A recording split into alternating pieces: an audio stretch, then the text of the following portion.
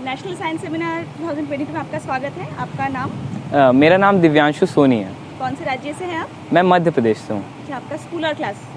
मेरे स्कूल का नाम है महर्षि विद्या मंदिर और मैं 9th क्लास में पढ़ता हूँ। अच्छा, यहाँ पे आपको आज परफॉर्मेंस करके कैसा लगा, पहले आप बताइए। मेरे को ये एक्सपीरियंस काफ़ी अच्छा लगा क्योंकि मैं पहली बार ऐसे किसी नेशनल लेवल पे आया था और आज से पहले मैं कभी इस तरीके के ग्रैंड लेवल पे नहीं गया हूँ। अब अलग अलग डायलेक्ट्स देखे, अलग अलग लोग देखे, काफ़ी अच्छा एक्सपीरियंस था। अलग अलग जजेस देखे, बहुत क्वालिफाइड, बहुत ही ज़्यादा प्रोफेशनल था। तो आप इतना दिन जो पढ़ाई कर रहे थे और इस सेमिनार के लिए जो आपको पढ़ाई करनी पड़ी, क्या उससे आप कुछ नया सीखे? बिल्कुल, मैंने 3 चीज़ें सीखी मेन।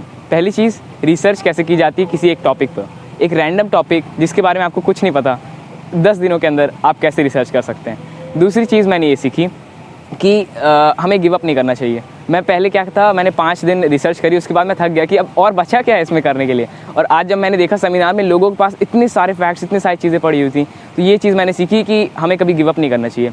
और फाइनली मैंने सीखा कि out of the box thinking क्या होती है, कैसे अलग से सोचना पड़ता है। सिर्फ ग्रेड्स मैटर नहीं करते, स्कूल की पढ़ाई मैटर नहीं करती। इन एक्स्ट्रा करिकुलर एक्टिविटी में अगर हम लोग थोड़ा सा भी इंटरेस्ट अपना दिखाएं तो हमें काफ़ी कुछ सीखने का मौका मिलता है, अलग अलग अपॉर्चुनिटीज़ मिलती हैं।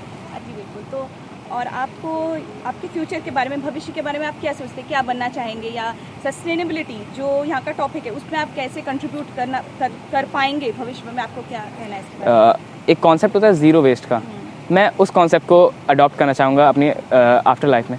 आफ्टर लाइफ कहने का मतलब है कि हाँ, भविष्य में मैं ये कॉन्सेप्ट अप्लाई करना चाहूँगा क्योंकि मुझे काफ़ी अच्छा लगा कि अपना डेवलपमेंट भी होता रहे और एनवायरनमेंट भी बचा रहे। और फ्यूचर में मैं खुद एक साइंटिस्ट बनना चाहता हूँ। पर्टिकुलरली मेरा इंटरेस्ट मैथमेटिक्स की तरफ है, तो मैं ISI की तरफ जाना चाहता हूँ, ISI एग्ज़ाम की तरफ, इंडियन स्टैटिस्टिकल इंस्टीट्यूट।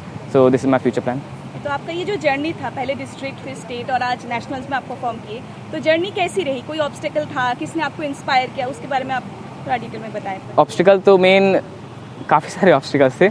ऑब्स्टिकल्स, घर में इलेक्ट्रिसिटी कभी नहीं आ पाती थी, उसकी वजह से मैं PPT नहीं बना पाता था। इंटरनेट की कमी थी तो उसकी वजह से मैं ये सारी चीज़ें नहीं कर पाता था।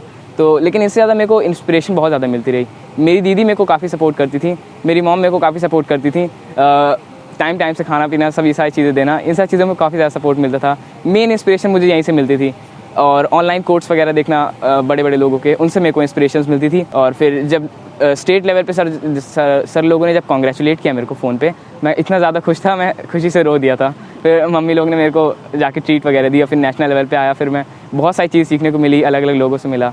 ये सारे थे जर्नी। तो जो फ्यूचर में यहाँ पे पार्टिसिपेट करना चाहेंगे आपके जूनियर्स, उनके लिए कोई अगर मैसेज आप देना चाहें?